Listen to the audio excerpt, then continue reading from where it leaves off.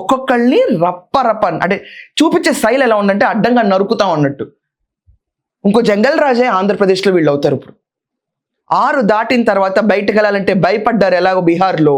మళ్ళీ జంగల్ రాజు వస్తే కనుక మహిళలు స్వేచ్ఛగా బయటకు వెళ్ళి చదువుకోలేరు, సో అందుకనే మనం ఓటేయకూడదు అని చెప్పి ఎలా ఓడించారు అదే రీతిలో ఇప్పుడు జగన్మోహన్ రెడ్డి ప్రభుత్వం మళ్ళీ వస్తే గనక, ఈ పార్టీ గెలిస్తే గనక, ఆ బోర్డు 88 మ్యాజిక్ ఫిగర్ దాటితే గనక ఒక్కొక్కరిని రప్ప అని బెదిరిస్తున్నారు చూడండి.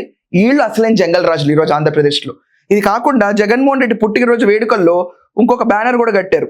చూడండి ఎంత నిర్లక్ష్యం అంటే, ఉంటే ఉంటాం పోతే పోతాం, ఏ నా కొడుక్కి భయపడాల్సిన అవసరం మాకు లేదు. నీకు నువ్వే చెప్పుకున్నావు కదా, ఉంటే ఉంటాం పోతే పోతాం, ఏ నా కొడుక్కి భయపడాల్సిన అవసరం లేదని. ఒకవేళ అదే రోజు వస్తే నీ పరిస్థితి ఏంటి? ఎవడన్నా తిక్కరేగైనా పనులు చేస్తే రెచ్చగొట్టే అవసరం అయ్యాన్ని. ఉంటే ఉంటాం పోతే పోతాం ఏ నాకు అంటే నువ్వు ఒక లాకి భయపడవు,